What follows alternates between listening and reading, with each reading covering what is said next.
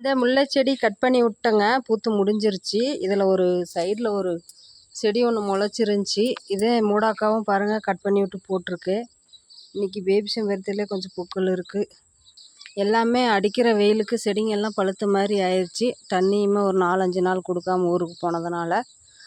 அப்புறமேட்டுக்கு அந்த முல்லை செடியில் சைடில் முளைச்சிருந்ததை பிடுங்கி பாருங்கள், இந்த டப்பா, இந்த பிளாக் ரோஸ் இருந்த டப்பாவை நட்டுருக்கு. மேலே வந்து அது கட் பண்ணதே அப்படியே மூடாக்க போட்டிருக்கே. இந்த செம்பருத்தி மாற்றி வச்சதுக்கப்புறம் இப்போ தளிர்கள் நல்லா எடுத்துகிட்ருக்கு, புது தளிர்கள். இன்னொரு செடியும் மாற்றி வச்சுருக்கேன், காட்டுறேன். இது எல்லாமே இந்த வெயிலுக்கு தான் இப்படி இருக்குது. ஃபுல் வெயில் இங்கே.